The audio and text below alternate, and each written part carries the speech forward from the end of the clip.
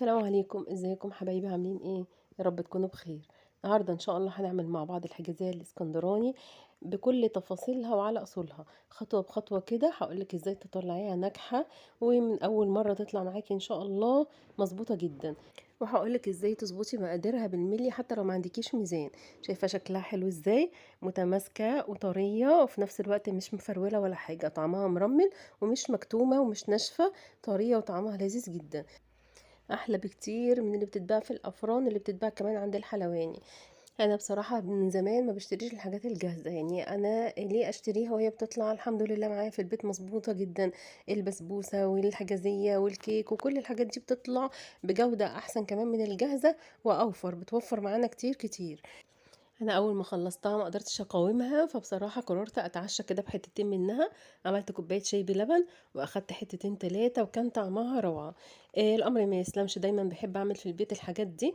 الولاد يطلبوا منك حاجه حلوه، يجيلك ضيف كده فجاه، تكون عندك البيت يكون مليان خير. يلا بينا نسمي الله ونشوف عملناها ازاي. بس حابه قبل ما ابدا اقول لكم، لو اول مره بتشوفوا القناه يا ريت تدعموني وتشتركوا فيها ولايك وشير اذا عجبكم الفيديو.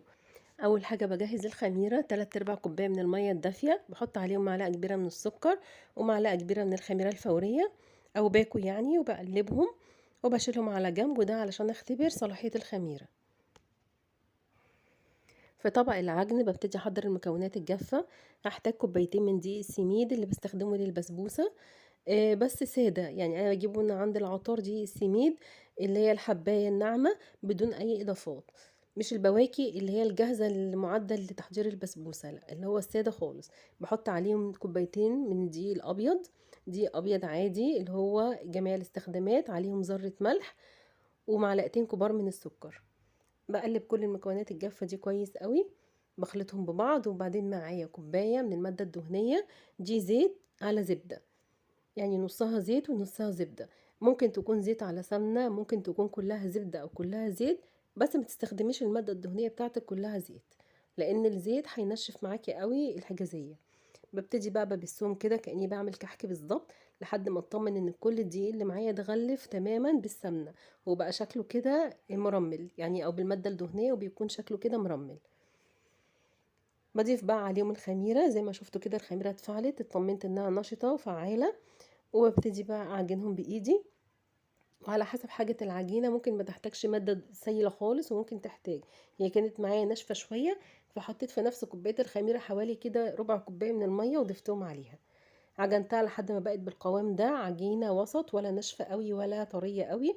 ببتدي بقى بغطيها بستريتش وبفوطة وبركنها على جنب كده لمدة ساعة علشان تخمر. هنا بحضر الحشوة. كوباية من دقيق السميد اللي استخدمته في تحضير عجينة الحجازية، عليها كوباية من السكر ومعلقتين من القرفة ومعلقة من الكاكاو الخام. والكاكاو الخام ده هو مش بحطه بغرض ان انا عايزة طعم الكاكاو، لا، بغرض ان انا اظبط بس اللون الحشوة، تبقى اللون البني الغامق الحلو ده. معايا بعد كده ربع كوباية من المية، بضيف منها بالتدريج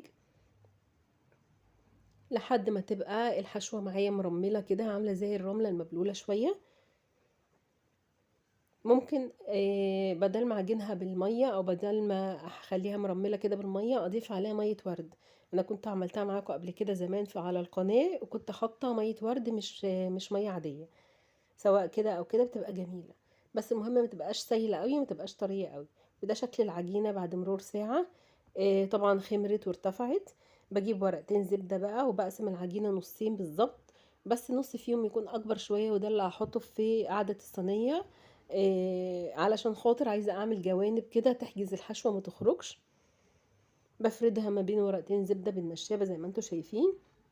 ومعايا الصينيه اللي هستخدمها دي صينيه مربعه مقاس 30 في 30، دهنتها دهنه زبده كده او سمنه، اي ماده دهنيه يعني، بس دهنه خفيفه خالص. برفع بقى ورقه الزبده وبحطها كده على الصينيه، وبشيل الورقه التانية من على الوش، بتتشال معايا بكل سهوله، وبظبطها.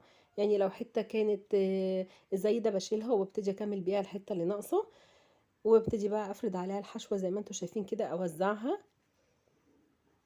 واسويها علشان تبقى كلها ارتفاع واحد.